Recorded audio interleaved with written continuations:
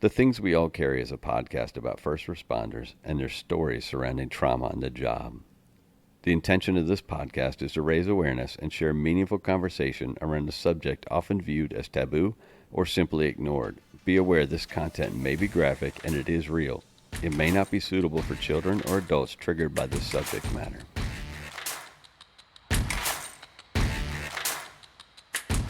Welcome to episode 67 of The Things We All Carry. Kim is a paramedic out of Minnesota with 10 years of experience. She started training for and qualifying as an EMT during high school, and as soon as she was old enough, she began her career on the ambulance. She has seen more than her fair share of traumas, injuries, and illnesses, and she has the distinct pleasure of being called a true black cloud. Unfortunately, Kim also experienced the horrors of an accident while driving the ambulance on duty and on a call. She shares her experience, recovery, and future plans with me. Kim reached out to me on Messenger and asked to share her story. Turns out we have a mutual friend in the state of Minnesota, and he shared the podcast with her, then also suggested that she be a guest. A huge thanks to Sam from Mind Over Medic for making the connection for us. Go find his page on Instagram at Mind Over Medic and give him a follow. A quick reminder to please help us build a community which not only recognizes, but supports each other through the struggles and recovery. Reach out through Instagram at The Things We All Carry or email mystory@thethingsweallcarry.com to offer support and share your story. Please remember to leave a review on iTunes and give a shout out to any first responder you know, love, or care about. Y'all enjoy the show.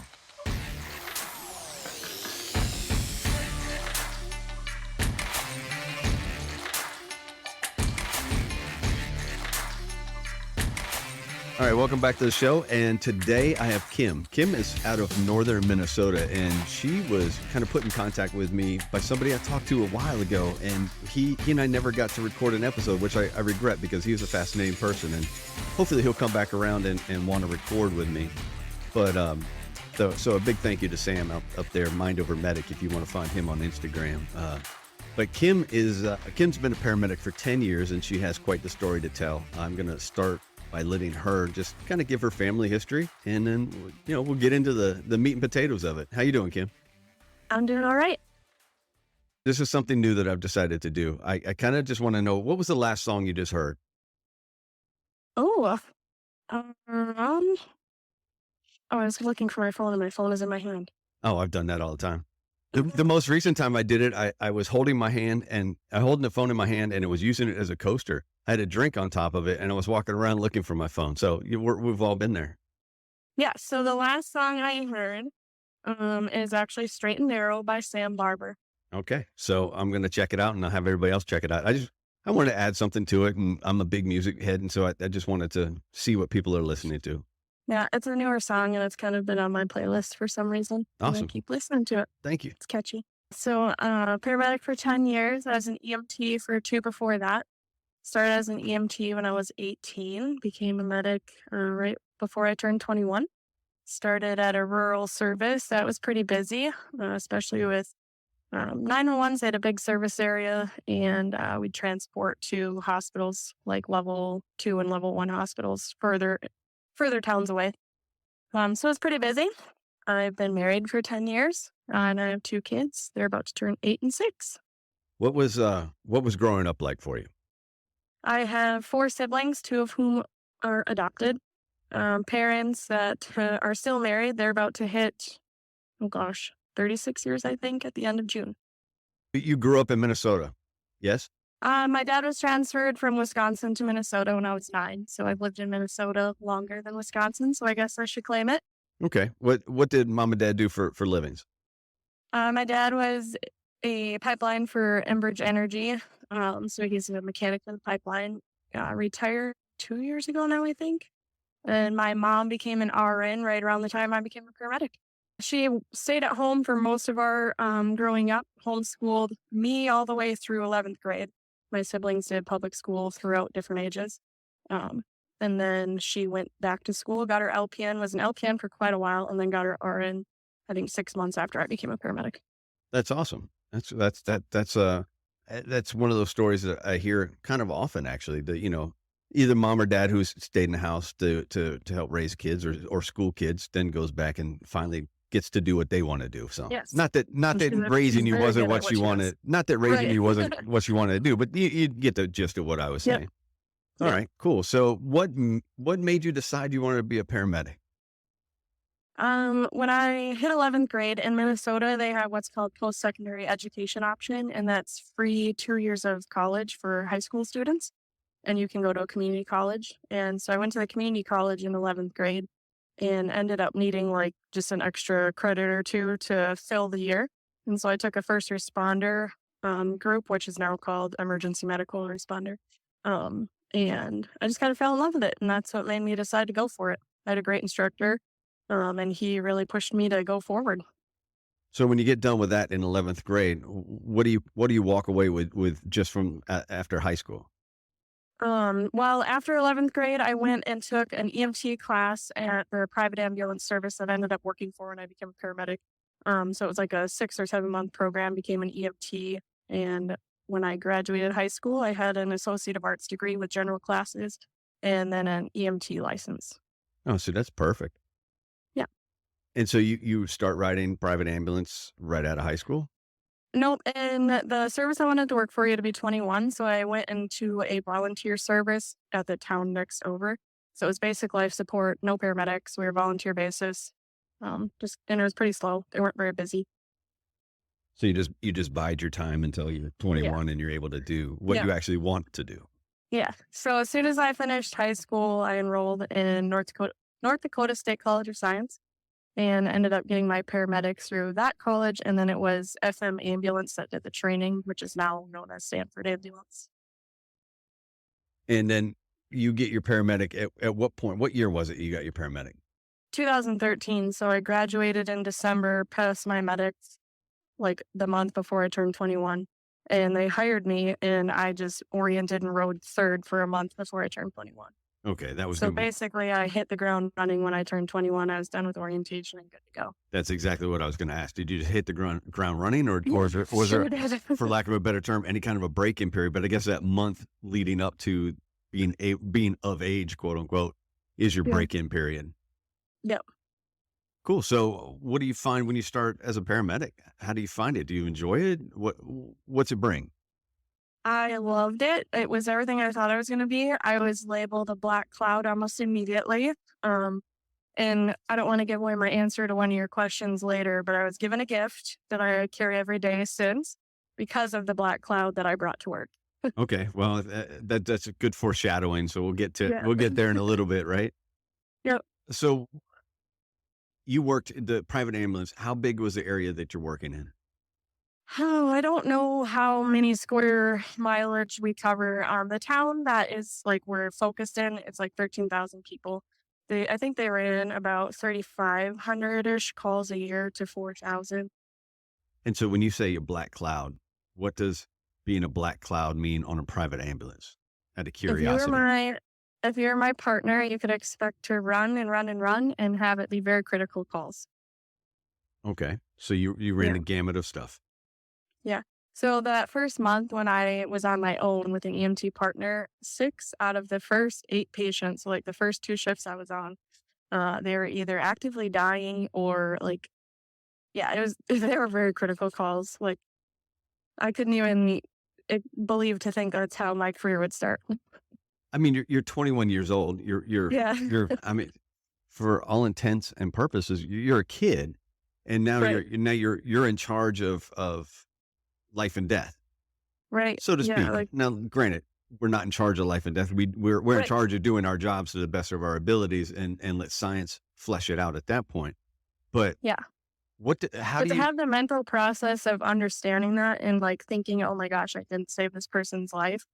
I didn't have that at that time, I don't think. It's not like I was messed up or like became super, I didn't get PTSD or anything like that at that point.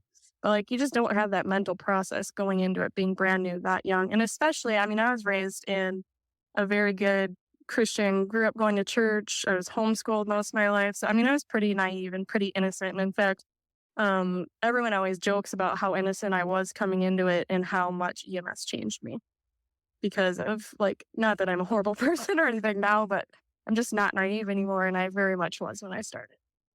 Yeah, that's what I was going to ask that question. What's that like for a 21-year-old? I think I don't hide the fact that I started this job late in life, so I had a lot of life experience coming into the job, Right. and I, not seen a lot of death, but I knew what death was, and it had touched Hmm. me in some manner throughout my life.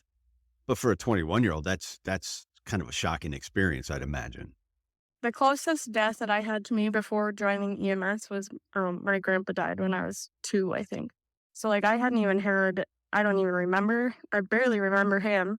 But I never had an experience of, like, going to a funeral really even or experiencing someone dying before going into those situations in EMS, so, it was all very new. So when you think back to that first month or two, and you're running calls and you're running critical calls, and you're as you said, kind of in charge of life and death. Um, is there anything that stands out to you in that time frame? There's a lot of gunshots, I had a lot of self-inflicted gunshots, and it was just I was just kind of shocked that like, you see it in the movies, but, like, to see it in real life, I mean, I can't even explain it to somebody who hasn't seen it before. So with the private ambulance, I don't know. I'll be very honest. I'm ignorant to much of how a private ambulance service is run. So is there any offering of let's talk about this, a hot wash as we call it in the fire service? From the service, no. The county provided, I can't even think of the name of what they're called right now. There was a debriefing. You're supposed to do them within 48 hours of the incident. Is it like SISM? Yeah. Yep. Okay. Yep. Exactly. They're not very helpful, in my opinion. They basically just tell you, work out and eat better, and you'll be fine. Sounds about right. That kind of covers what the experiences of what I've Yeah. heard and what I've been through. Yep. And in fact, I remember specifically, this was a couple years into my career. I had an attempted murder suicide. It was a young dad, and his 8-year-old son. And he attempted to kill his son and then killed himself. And then the son laid there for 12 hours. And when we got there, he was still alive. And I was pregnant at the time, and I was the one running the call. Now, granted, there was more of the ambulance service members that I worked with there, but I was the one that took control. And afterwards, I remember one of the guys going, "What in the world were we doing having the only mom and the only pregnant mom running this call for?" And no one had an answer, but I'm just like, well, I was the one that stepped up and I was fine. I wasn't fine. That call ended up screwing me up pretty good. Even though he lived, I just couldn't imagine doing that to your son. And that one ended up throwing me off for like 2 years. It came up 2 years later. I just shoved it down. But there was a debriefing after that. And my boss, he was a supervisor at the time. He was on the call, and it was like kind of an avoidance situation. Like nobody talked about it. Nobody talked about it. There's a debriefing, I think 72 hours later. It was completely pointless. It did nothing. But at the time, like this was, I don't know, 7 or 8 years ago. So like there was no offerings for any kind of therapy or anything. In fact, I still had that was probably early on in the shift. So I still had another, 24, 36 hours to go. And we all stayed and worked. We didn't get sent home or didn't get asked, "Are you okay to stay?" Yeah, that's you do a debrief 72 hours later, and it's kind of, I don't want to say it's pointless, but it's damn near pointless. Right. It is. So you said that call comes back to you a couple years later. So how does that come back to you? Um, I was just really angry, and I don't remember what even started it, but my husband and I were having an argument about something. He knew I was off, and I don't remember how it happened, but I word vomited and just started bawling. And I was like, I'm not okay from this. And even then, I didn't do anything about it. I talked to my mother-in-law, who had been an RN, sure, RN, career RN. She was like in administration. I talked to her for probably a couple hours that night. And my husband and her just did frequent check-ins daily and just kind of got me through that episode. And after that, I haven't had any issues since with that call. But like even then, it's crazy to think like nobody said go to therapy, or I didn't even think to do something about it. You know? Yeah. So I mean, so you just carry on. You Yeah. just have some emotions just the dam broke, for lack of a better word, and Yep. you let some out, and then you closed it back up, Yeah. and you just going on about your business at that point, I assume. Yep. Okay, so does do any other calls hit you like that throughout your career? Nope.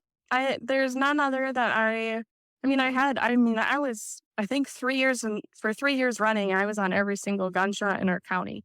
And I was been on a couple stabbings, things like that. And none of them ever really I never had any issues with those. I don't know if it was because I was pregnant at the time of that accident or like, I can't explain why it happened with that call and nothing else, but I never really had any other issues with any other calls. I got promoted to a supervisor. I was in 2000.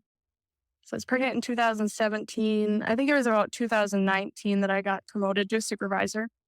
Um, What does supervisor mean? What comes with the supervisor on a private ambulance? yeah. So on the service, the supervisor at the time, we did week on, 2 weeks off rotation. So our phone that we carry, like just our normal cell phones, had a phone number that would be forwarded to our phone. And any hospital that wanted to call this service for a transfer would call that number. So you could be getting 30, 40 phone calls a day. And also, not just a day, like it's 24/7, a week on for 24/7. So you're scheduling transfers, doing things like that. You're also in the office, just doing administrative work and then backing up the crews as needed. If they go out on a critical call, you respond and help out, respond to accidents and help be a resource on accidents, things like that. And also as a supervisor for the county or deputy coroner at the time, where you're on call for all the deaths in the county and deciding if they need an autopsy or not, being in contact with the coroner. So Okay, there's a so gamut of different things. right, I was gonna say, so just some additional tasks and Yeah. added stressors. Yes. All For right, not very much money. so how does it change for you? Obviously, the job kind of changes for you, but does the personnel or the personality side of the job change for you once you're promoted? Nope. So at the service, the supervisors are in the office hanging out with the crews. So we're all hanging out. Um, so there's the hierarchy of it is there's the owner, and then the director of operations, and then there is myself and another supervisor. So the director of operations, the other supervisor, and myself would rotate every third week on call. The owner was just there or not there, whatever he wanted to do.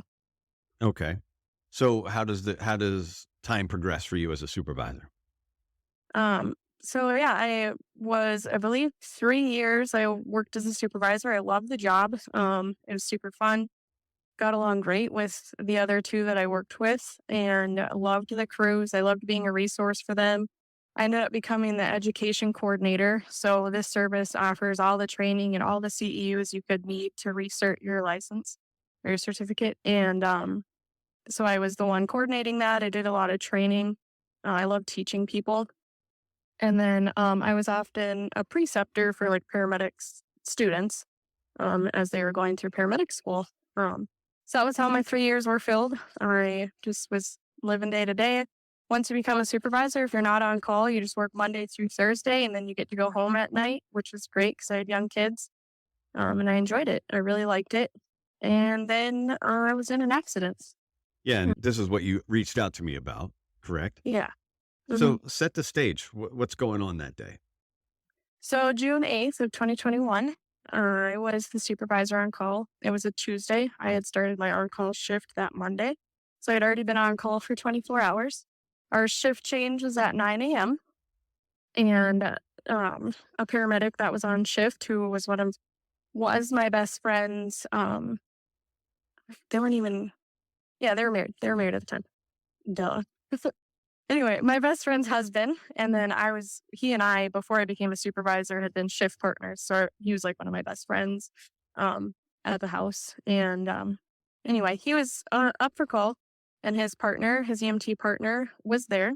And the address came out as a mutual aid call for a neighboring service. It wasn't in our service area. They were busy on a different call, and so they needed help. And she recognized the address, the EMT partner recognized the address as her nephew. And we had had an experience with this young gentleman before, where the same neighboring service needed mutual aid. Our crew went, and it was a shit show of a call, and he was very critical. He's got an extensive medical history. And so I looked at her, I saw the panic in her face, and I said, "You don't need to go, I'll go for you." And she, like, you could see the relief instantly. She didn't want to go because it sounded like it was critical. I don't remember if it came out as a seizure or what it came out for.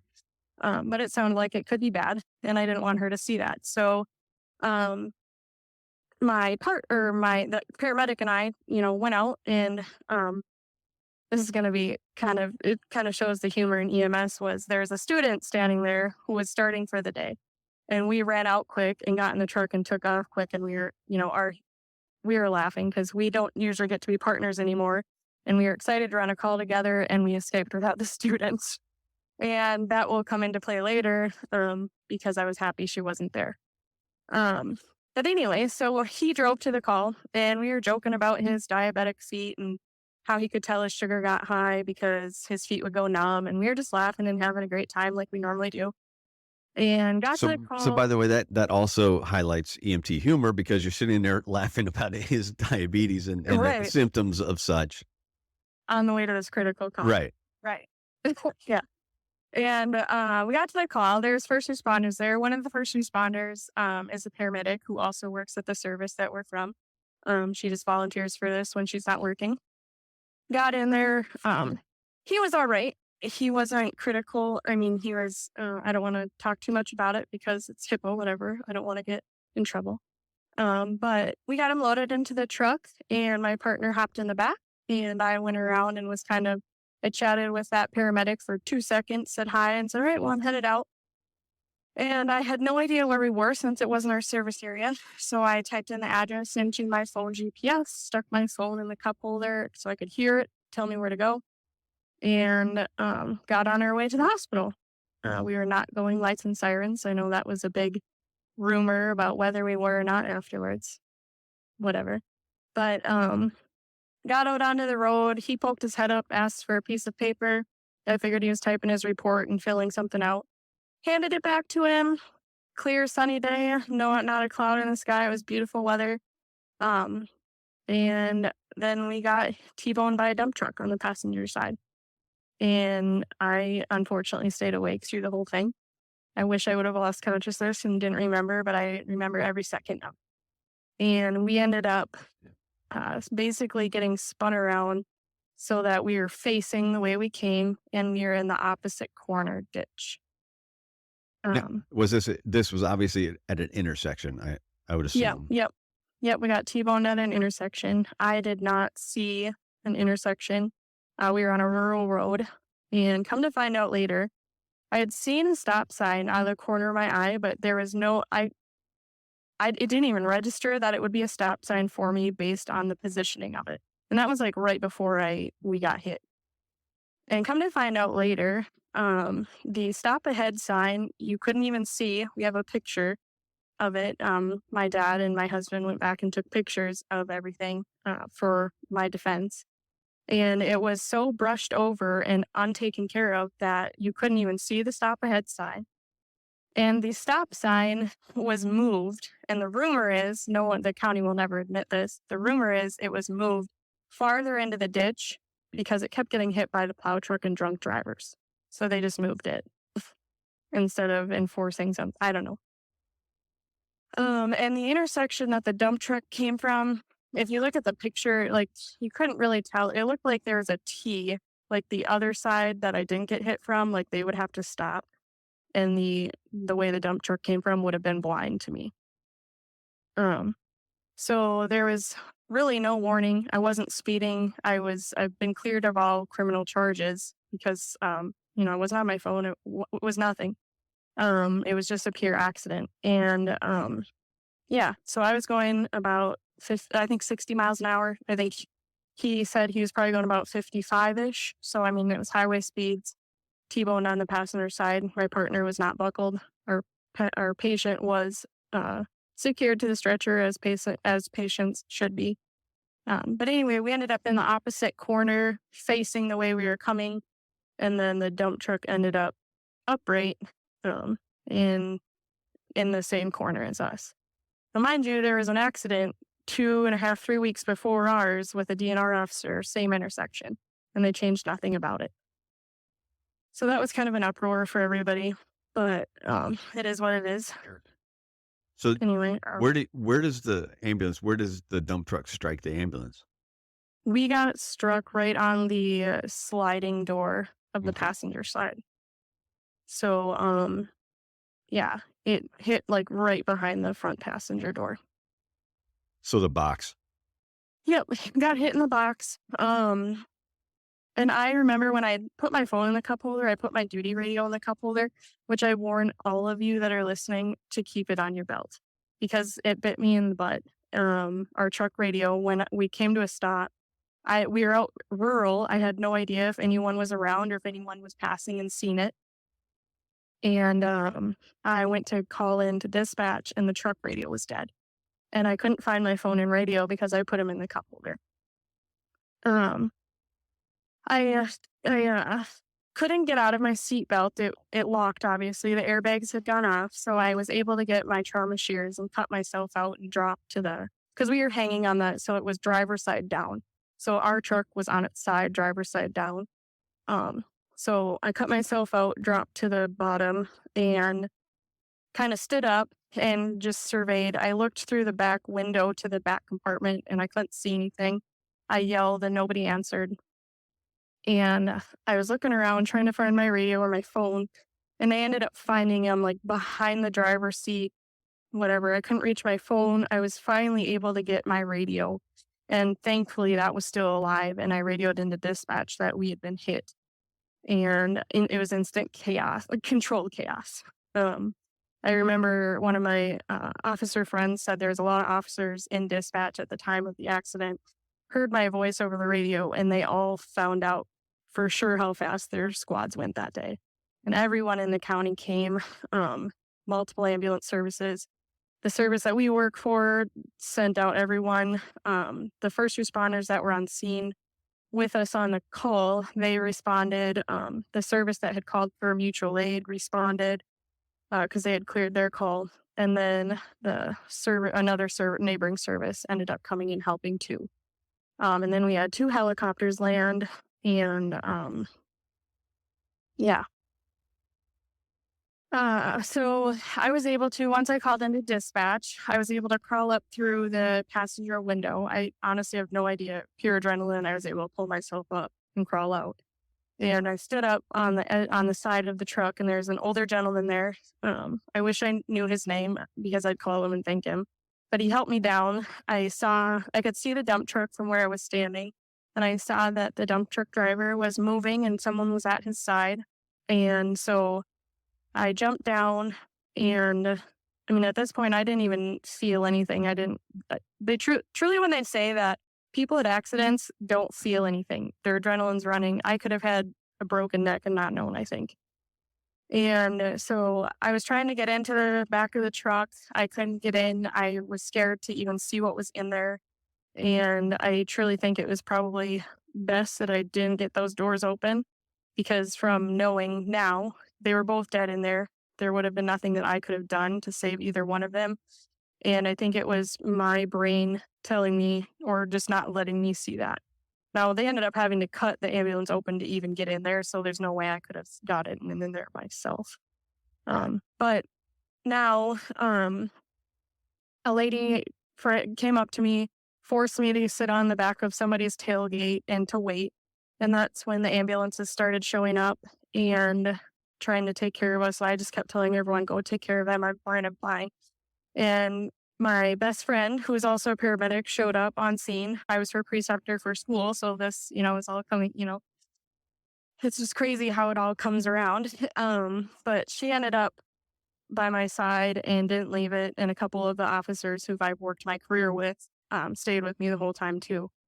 And at that time, my boss, the director of operations, walked up and said, "You need to go to the hospital." And I said, "How is he?" And I said his name, but I don't want to say it on here. And she said, "I don't know." And I looked her straight in the eye and I said, "You're lying to me." And she goes, "You're right, he's dead." And I just remember screaming and her pulling me into a huge hug. And sorry. You're okay. Take your time. Um, and she told me, let's pull it together. This is for later. And you need to go to the hospital. Um, I wouldn't leave. I wanted to stay until he was gotten out. But nobody would let me. Rightly so. I was just in a fatal accident, and they always say, treat someone who's been in a fatal accident like, they're gonna die too, basically. And the dump truck driver ended up being flown to a level 1 trauma center that's closest to our town. And he ended up being okay. I know that he had a lot of serious injuries and it was questionable if he was gonna live, but he ended up living and being okay. And I got brought, my best friend and another really good friend brought me to the hospital in our town, and I ended up staying overnight. I had elevated troponin. I think just because of the trauma, there was nothing actually wrong. My troponin was elevated, I believe, and then I had a shoulder injury, and I just had a lot of scrapes, a lot of glass embedded in me, and I ended up with some stitches, and I just looked nasty. So yeah. So you find out on scene that your partner was killed. Yes. Do you find out that the patient was also killed on scene, or does that come later? I knew he was just from what I saw on scene, and I don't want to be too graphic, but he was hanging. Part of him was hanging out of a window. And I just knew. I didn't even ask because I knew that he was gone too. Yeah. It was confirmed at the hospital. Okay. But So how long do you stay at the hospital? I stayed overnight. Oh, and before I forget, the other thing that was pretty crappy for my husband, he was at work. This is at 10:30 in the morning. He'd gone to work. And the other supervisor that I worked with was on scene. And I said, somebody needs to call Michael. Somebody needs to call Michael. He needs to know. And she called him and said, Kim's been in an accident. It's not good, and hung up. And that's it. That's all he got. That's the wrong thing to do. If you're listening, you need to give somebody this announcement. This is the wrong thing to do. Very much so the wrong thing to do. Yeah. And so he was like instantly like, oh my gosh, what happened? Like, is she even alive? And so then the director of operations, my boss, texted him and said, she's okay. Her partner's dead. She needs you. Go to the hospital. And so he got a hold of my mom, who is a house supervisor at this hospital, and his mom, who ended up coming and taking my kids, and my dad, and then they spread the word to all of our siblings. And my mom and husband met me at the hospital. They walked into the garage. That's the first thing I remember seeing when the back doors were open, was them standing there staring at me like I was dead, you know. But I'm sure I looked a mess. I still have scars on my face, and I was bloody everywhere, and got brought into the hospital, and it was a hopping ER that day. Like, there's a stroke. It's a small hospital, 10 beds, and they were running like crazy, but they ended up designating one of the best RNs they could have to me. And yeah, I ended up staying overnight. I got admitted to med surg because of the elevated troponin. And just they watched me, making sure everything that was okay. At the time, the morgue cooler was at the hospital. And so the next morning, they were going to be bringing my partner down for autopsy. And you know how they do the whole, like, not parade, but like they get everyone and anyone they can with lights and everything and just bring him down as a show of honor. So they had a big thing that they're going to do at the morgue entrance, where they had all the staff and other services standing there to have him be pushed through a row of people.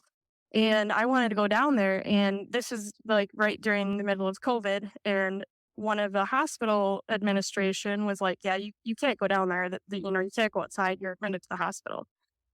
And I like instantly started panicking, and my mom, being the bulldog that she is, she's like, well, that's unfortunate because we're going. You can either discharge her and we'll take her home after, or you can just be okay with it and let it slide, but we're going out there. And like literally, as my mom and husband were pushing me out in a wheelchair, she was nipping at their heels like, this is against hospital policy. And it's just like, whatever. And my mom since was literally like, no, just walk away. We're leaving. Have her discharge papers on the bed.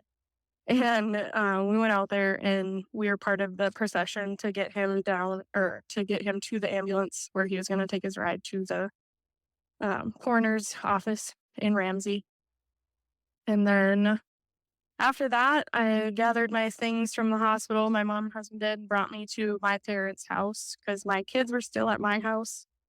They were going to be leaving to go play with their cousins for a few days until I could, function. And they came to see me at my parents' house before they left, and they were like, you could tell they were afraid to touch me. They've never even seen me I've never seen me cut up and bruised and looking like I was looking. So they ended up giving me a hug, and you could tell they were scared and they didn't know what was going to happen. But all they remember is going to play with their cousins for 5 or 6 days or whatever it was, and me being all right when they came back. I was still pretty bruised and cut up, but I hope that's all they remember of it. But anyway, So what else? over the next few days, what happens? What goes through your mind? What kind of administrative crap do you have to deal with? What kind of legal stuff do you have to deal with? What's the reaction from the ambulance company? All of that. What happens? Yeah, so like I said, it was my best friend's husband who died. And she ended up coming to my parents' house and sitting with me with one of our other good friends. And while I was laying there, I'd literally just fallen asleep. And my husband woke me up and said, come on, we're going to counseling. And I was like, no, I'm not going to counseling. Like, I'm just going to lay here and sleep and not eat and be miserable. And he literally picked me up off the couch, put me in the car, and drove me to a counselor's office. This counselor was recommended by some first responders in the area for specializing in basically us in first responders, which now is, I look back and that's like pretty much a joke. She was the biggest waste of my time, and it was just horrible. I don't even really remember like the first session. My husband sat with me and she basically talked to him, and I just stared off into space crying, and I don't remember what she said at all. But I started therapy that day and continued to go, I think, twice a week for a while. But to back up the legal portion of it, as soon as I got to the hospital, there's a trooper ready to interview me. And again, my mom being the bulldog that she was like, you're not going to get in there. Like, we need to talk to a lawyer. We need to figure this out. Now, the trooper that was there, she's an amazing person. She's got flack for her part in this accident and basically lost her job. Whole nother story. If you want to look it up, her name's Tessa Johnson.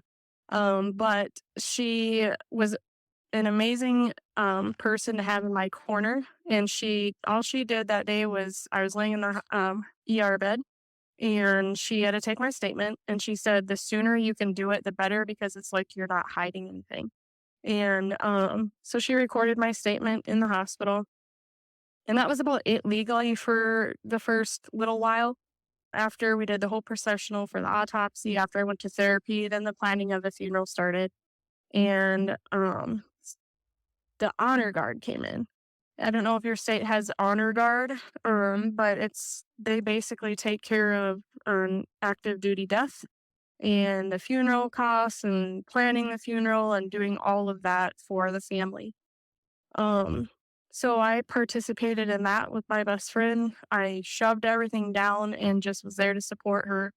We're at the florist picking out flowers. We're planning all that. We're meeting with the pastor that's going to do the funeral.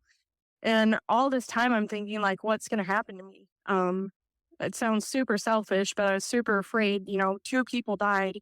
And you see the people getting called or, hit with manslaughter, that type of thing. And all I could think of was, I'm going to prison for the rest of my life for this accident that I had no control over. Like, I was driving and I was at fault because technically I ran the stop sign. So I was scared shitless of what was going to happen. And there was absolutely no support whatsoever from the honor guard, from the ambulance service I worked for. Like, yeah, I got the "are you doing okay" questions from the ambulance service I worked for, but they didn't fight for me to have any kind of support. They didn't ask about who I would, not that they probably can ask about counseling. I don't know if there's any legality to them asking about that, but they didn't help me at all. The honor guard didn't help me at all. I had a couple people that I'd met through the business of EMS that connected me with other survivors of accidents. And that was like the key thing that I think helped me a lot at the time, was talking to people that survived the same thing and their partners didn't. And that's one thing that I hope someday I can help change, because people that survive this need just as much support as the people whose family members died. Um, it's critical at that time. Like, that's when people commit suicide, especially if they don't have support. Thankfully, I have a great husband. I have a great family. They were there for me. My in-laws are all there for me, but not everyone has that. And if you don't have that, I don't know what you do at that point. Hey guys, quick break right here just to check in and thank each of you for listening to the show. Your support has been paramount, and I appreciate all of you. I have one request, though. I need you to share the show with everyone you know. Help me get the word out and spread these stories as far and as wide as we can. While you're at it, please leave a review of the show wherever you happen to listen. Feel free to reach out to me at any time to share your story, to talk, or to pass on suggestions. Let's get on with the rest of the show. I ended up on workman's comp, and I know nothing about workman's comp. I'd never even filed a workman's comp thing before this day. And they're supposed to give you a QRC, which it's like quality. I can't remember what it stands for, but it's somebody who's in your corner working for the state and workman's comp and trying to coordinate everything and telling you what you get and what you don't get and things like that. First of all, And that's such a conflict of interest to say they're working for you and workman's comp, because workman's comp is not working for you. well, they're not hired by workman's comp. Workman's comp has to appoint you one. So Okay. I found this out afterwards. Workman's comp has specific ones they like to work with. Or of Mhm. course they do, because then they're going to, have, someone who can try and advocate for them as well. You can pick a different one, and I didn't know that. I ended up with a great one, so I got lucky that way, but I had no idea how to do any of this. So there should be like something to tell people the process. There should be someone to say, hire a workman's comp lawyer, someone who knows workman's comp inside and out, so you get what you should get, and they can help you through the process. There's just so much that needs to be done differently, because there's nothing for the survivors. And we found that out the hard way, the really hard way. And now looking back, it's super frustrating. And I hope that someday I can figure out, that's my husband and I's one of our main goals that we've been talking about, is trying to figure out how to start this and how to get a ball rolling, where unfortunately these accidents are going to keep happening, but people that are in them need the support and the directions of how to make it through. So you guys are trying to work on kind of a guidance, or what are you trying to work on? It's all a very new thought process. It's been a crazy 2 years. But one thing I told Sam, who you mentioned in the beginning, was I want to see something good come from this situation. A lot of bad came from it. A lot of hurt came from it. And I want to see something good. And so Michael and I, my husband, are starting to dip our toes in the water of trying to figure out what to do with the information that we have, whether that's to go to the honor guard and say, hey, we need to start a program that stems from you guys, where when you're responding to these people who need funerals planned, you have someone else responding to the person who needs the support because they just lived through this traumatic accident. And I don't know if it's that, if it's all new. I'm not sure what we're going to do with it yet, but we're just dipping our toes in the water of trying to figure it out. So then back to you. You said it's been 2 years. Yeah, it'll be 2 years on Thursday since the accident. That's ironic that we're recording this close to Right. the. It didn't even register with me. Here. So what kind of steps have you taken in the intervening 2 years? Well, I guess I'll go into like what happened. So I went on workman's comp. Obviously the day of the accident, I got a lot of support, not support, but like I got a lot of check-ins, like hope everything's okay. I miss you text, those kinds of things from the management group I was working with. And look forward to having you back, that type of thing. So obviously on workman's comp from June 8th until the end of August, I got cleared to go back. And during that time, I was going to counseling I believe 2 times a week. And when I say counseling, it was like she was kind of a I don't want to be rude on this podcast, but she was kind of a quack. And she said she specialized in first responders, but she really did nothing to help me. She tried to tell me like different ways to cope, but it wasn't like that. Like I told her I love to run, I love to listen to music. So she just like, well, go do that. And so that's what I did. And I mean, that does help me. If I'm having a hard day, I go out and run and listen to music and cry my eyes out. But a lot of times it was just her asking me how the legal process was going. And like she was super invested on like the legal process, not on how I was handling things emotionally and mentally. She just wanted to know what was going to happen legally. And I don't know why I stayed with her as long as I did. That's who I started with. And it never even crossed my mind to try and find a better fit. So just know if you ever go through something like this, you can find somebody that has a better fit with you. But anyway, so I ended up going back to work end of August. I think it was like August 31st. And while I had been gone, they hired another supervisor to kind of fill the absence. And we were going to work 4 supervisors and be on call every 4th week instead of every 3rd. I knew who this guy was. He had worked for the service casually as a ground medic. He is critical care flight experience. So they hired him on as a supervisor. Um, and when I came back at the end of August, I hit the ground running. I took my supervisor shifts back. I wanted to be busy. I felt like I was doing okay. Like at home, my life was okay. I was still having trouble like disassociating and getting like super overwhelmed. Um, but I was managing okay. And the doctor and I both felt like I could go back to work and do all right. And when I got back to work, I fell back into like, I think, I felt good. I thought that I was in my element. I was staying busy.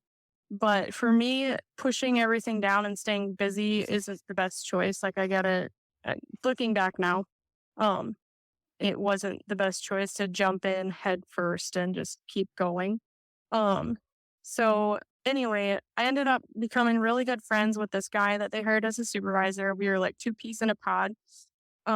And we both had like the same mind, same thought process. We were both like the same kind of paramedic. We did things the same way, and whatnot. And I thought things were going really well.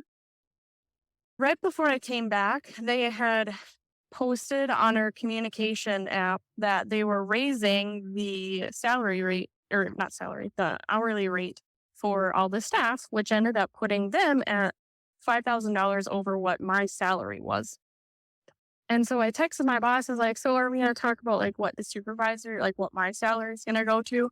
And she goes, oh, we'll talk about it when you're in the office. And I was like, okay, because I'm not doing this job for less money than I could be making on the truck. That's just stupid. And so when I got back, we were all in the office chatting. The owner was there, the director was there, the 2 other supervisors. And I brought it up. I was like, okay, so this is a super cool plan. Like, you're going to pay medics more money so we can retain people, we can hire more people. But what are you going to pay the supervisors? Like, we can't work for less money. And they all just kind of like gave me a quiet blank stare. And they're like, well, we should have talked to you before we made this idea a thing, but we want to prove that this idea will work. So we agreed to just keep our salaries as is for a while. And I was like, well, okay, but do you know how long a while is? And they didn't really have an answer for me. And I got the promise of a back pay bonus so that when my salary did get upgraded, I would get back pay to, make up for what I had lost during this time. So I was like, all right, that'll work. Well, in my husband and I's conversations, we decided to try it till November. And if they don't bring it up till November, then I'll bring it up. And so end of November of 2021, I went to my boss and was like, all right, it's been, from August to November, I've worked for less money than I could be making on the truck. And now it's time, like, we're keeping people. We've hired a couple people. It's time to raise my pay. This is a hard job. It's a lot of time. And we deserve the money that we're due. And they offered me $70,000, which was $5,000 more. So I could work the truck and pick up an overtime shift and easily make more than that, And so I was like, well, I kind of argued with her. I said, this isn't what I want to, be paid to do this job. This is an intense job and we put in a lot of hours, a lot of work. And if I can make more money on the truck, that's what I'm going to do. And so we ended up, it was a long drawn out process, ended up settling at 75,000, which ironically, after 3 years of supervisor experience, that's what I finally drug out of them. They just hired a new supervisor and started them out at 75,000. So I'm glad I worked so hard for that. But anyway, yeah. So finally I agreed on 75 in December. Never did get the back pay bonus though. So that was cool. Um, but during all of this, like that other supervisor gentleman and I, we worked well together.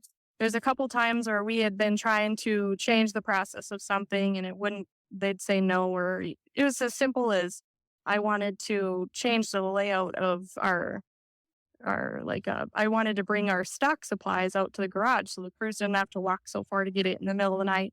Got told no on that. And we were just kind of venting one day about how like anything we try to change, it doesn't like, we're not allowed to do that. And it was pretty equal. We were by ourselves in a garage, no one behind. Like I wouldn't do that in front of crew members. I wouldn't undermine the boss in front of crew members, but we were just venting. Neither one of us said anything horrible, but what happened was, little did I know, this other supervisor was running to the boss and changing everything I said and like twisting my words to where he even told her it was in front of crew members and I was just bad mouthing her like crazy in front of everybody. And this is the one you thought you were friends with. Yeah. Yeah. Turns out he is very manipulative and changed my whole career there. So before the accident, I had been told that I was going to be the next director. When the current one retired, I would take the spot. She was to be training me, being my mentor, like through this whole process. That's what the owner and her agreed on. She's going to be my mentor, show me how to do the job. And when she retires, I'll just step in and take it. And I had a conversation with the owner one time. He goes, you're super excited to run as the director for me. But what I want you to think about, he says, is I'll be ready for retirement when she is. So I want you to think about taking my seat and buying the company. He said, I know that you would be really good at it. And I just was like, I kind of like, well, that sounds crazy. Like, I don't know if we're the type to own a business, my husband and I, but like, I'll definitely think about it. So now looking back, I remember a specific conversation with this supervisor who I thought I was friends with. He asked me if I would ever think about buying the company with him. And I was like, oh, I don't know. Like, I'm not really a business owner. And he goes, well, I heard that it was offered to you, and was kind of like weird about it. And after that conversation, the dynamics kind of changed for me at that company.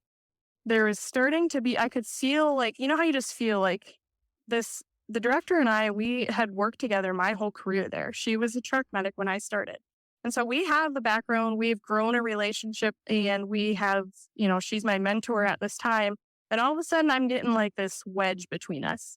And it was super weird. I didn't know what was going on. I didn't see that he was the problem and that he was lying about me until later, when I'll get to it in a little bit because there's still a little bit of story in between. But when she brought up the story about us in the garage, and her version of it was completely different than what happened, I knew that he was the problem.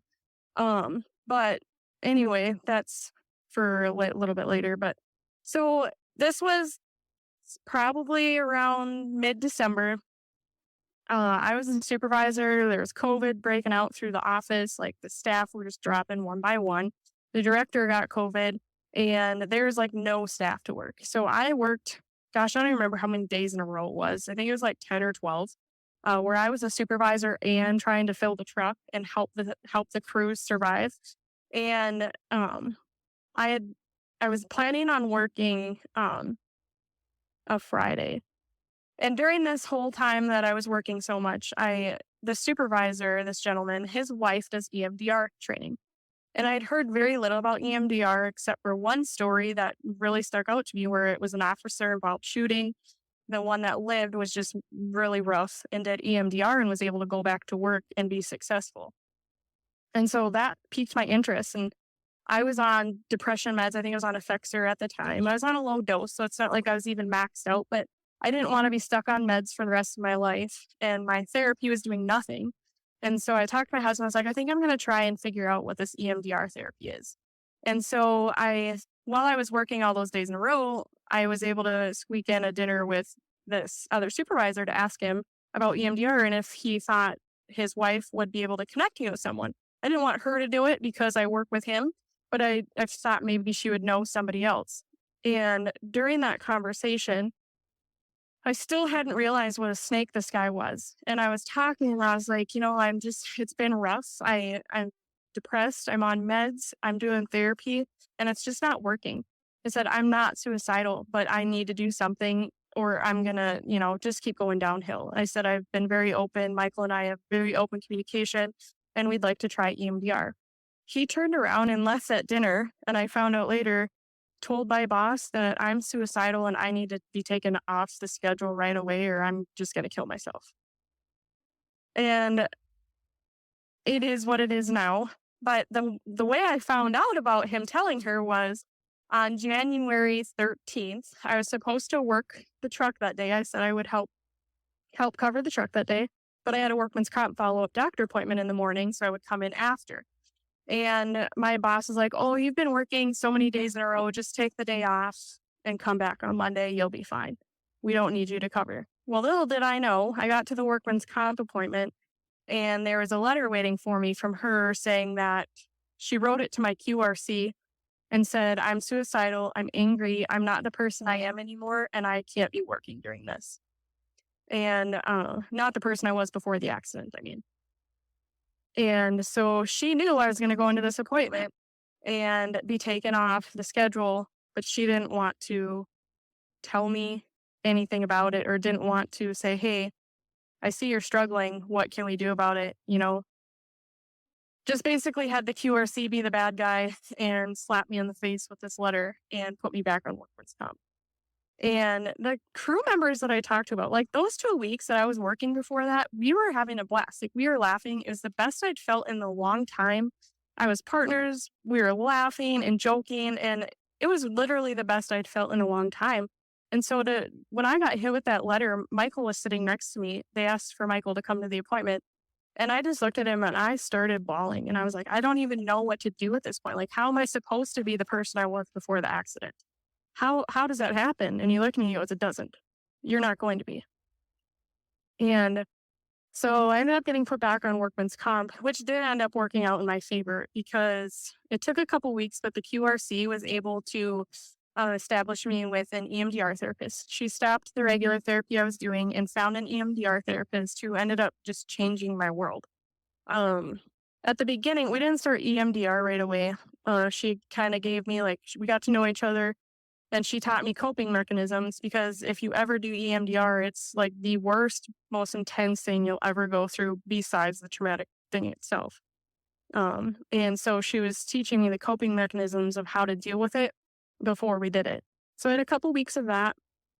One thing that she taught me that I still use to this day is, I think she called it like a trauma box or something like that, where you picture like this box, whatever kind of box you want in your mind.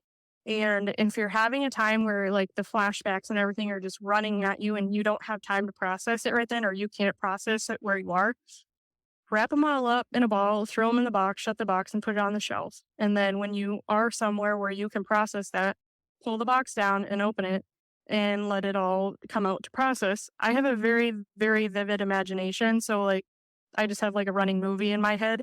And if I throw them in that box, it shuts the movie off. And if I take that box out, it'll start playing right where it left off.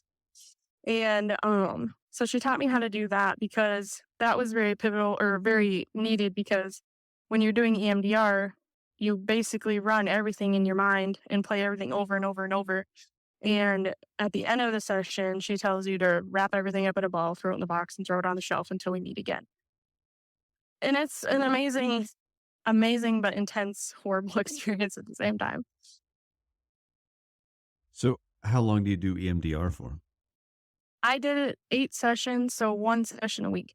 And the reason I said it was good that it ended up being off work was because I would do the session and I was down for like 2 days, processing, sleeping. I was dead. Like I couldn't do anything. I'd go home, I'd lay on the couch. Michael would grab the kids, come home. I'd sit there and, read books with them, do what I could to be mom. But Michael gave me a lot of space and really took on the role of mom and dad at that time. So that was amazing of him. So you do 8 sessions, and Yep. I mean, how do you feel like do you notice the change as you go, or is it gradual after the 8 sessions? I noticed the change as I went. So, one of the big things that I kept getting affected by was in my own personal driving. I'd be driving down the road, and if a car came up in the peripheral of my right side, I would literally almost have a panic attack. Like if they were coming up to a stop sign, I'd almost have a panic attack while driving, because that's what happened, and I got hit in a second. And so one thing with EMDR she was able to do was we worked through that trigger, and like, as soon as we got done with that trigger, like, that didn't happen again. Very, very rarely. Maybe once or twice I've had it, but, like, it was every time a car came up in my peripheral on the right side that I was almost going into a panic driving. So do you So, I mean, it's quick, but it's also progressive over time. and do you I don't know, do you attack a trigger each time, or is it the same trigger multiple times? Is it a different trigger each time? How does that work? That was the only specific one, like, she asked me, "What bothers you the most?" I said that was the most specific one I had.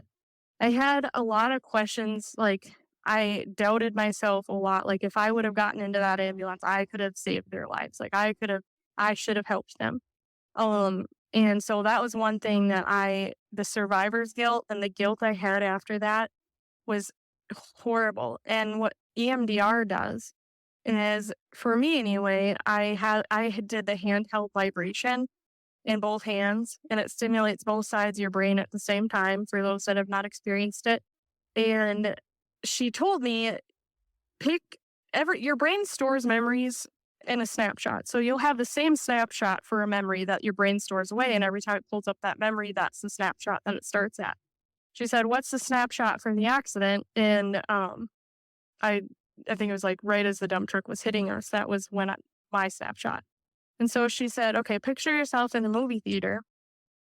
Take that snapshot and put it up on the movie screen and just let it play." So I'd have my eyes closed, and it was so weird. It was like I was like a third person, not actually there, just witnessing everything as a third person.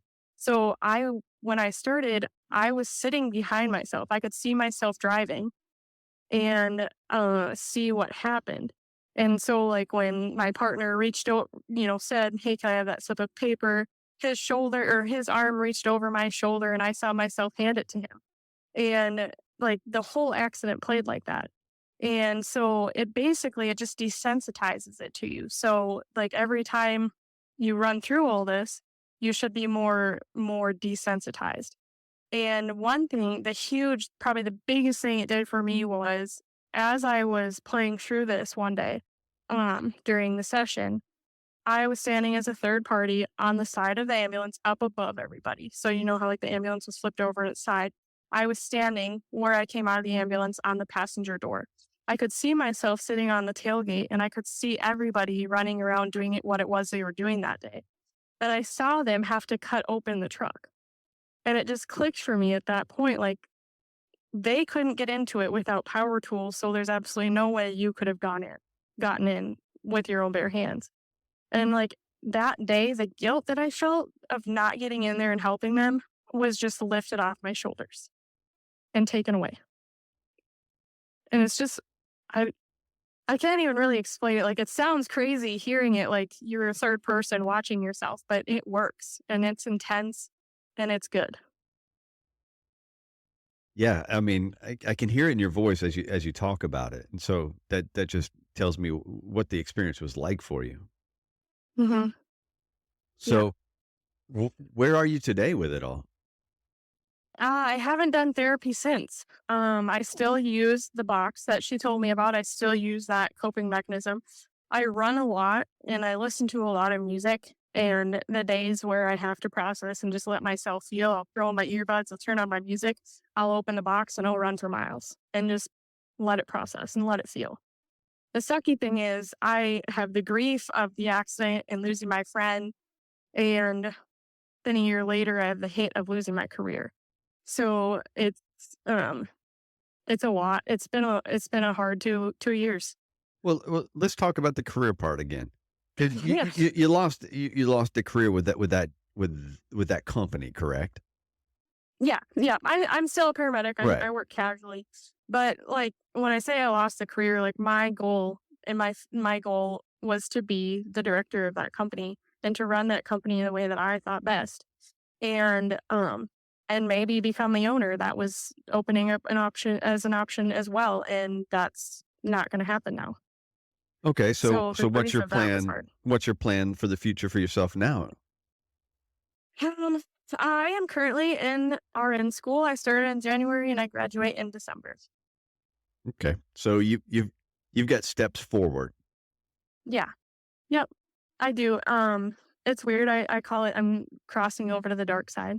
For me to make a lot more money and have a lot better schedule and not have the toxic manipulation and just so the few months before I quit at that company, it was bad. I went back. So I had gone back on workman's comp in January. I did EMDR. We moved houses. We bought a new house, and after EMDR, I felt great. Like I felt like a new person. Was doing really well, and got my okay to go back. I think it was in May, and yeah, May 9th I went back.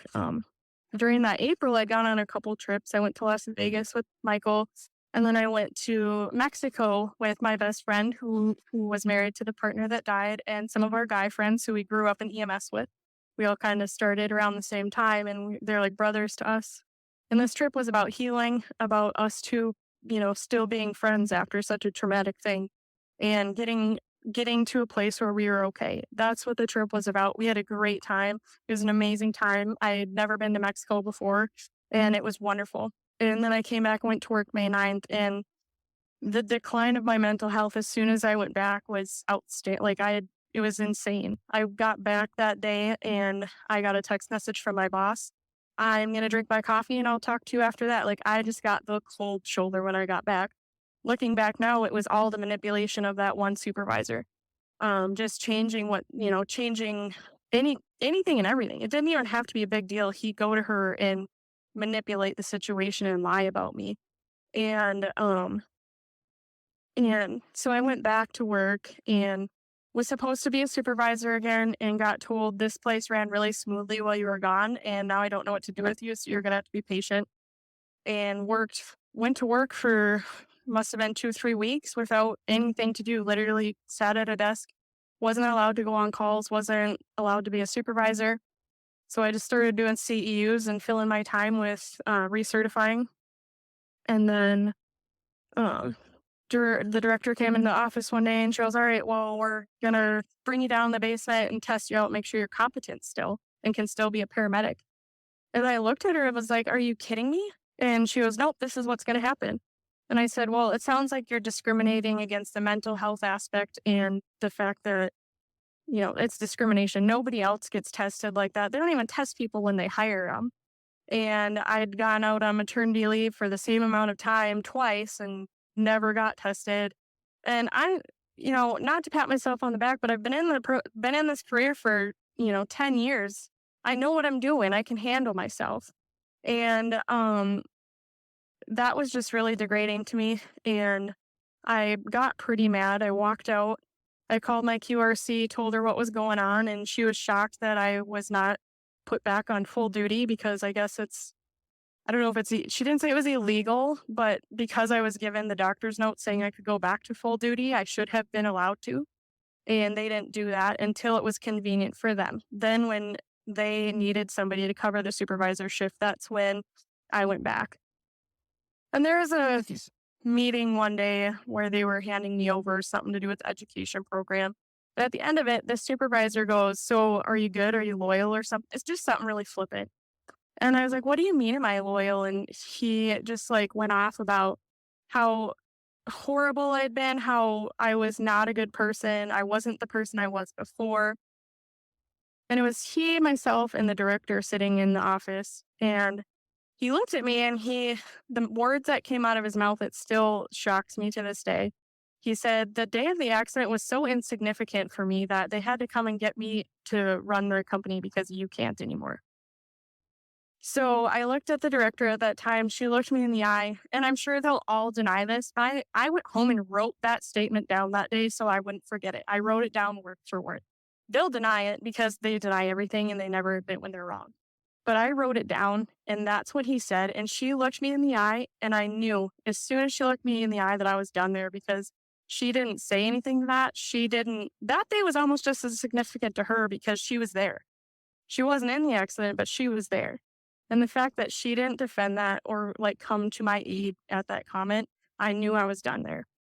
I started looking for a different job, and I ended up leaving and just taking a CNA job at the hospital. That's how desperate I was to get out of there. And literally the day I walked out of there, the weight that came off my shoulders was insane. And I just felt so much better. And, you know, as a firefighter and in this industry, like going to a CNA, that's sucky.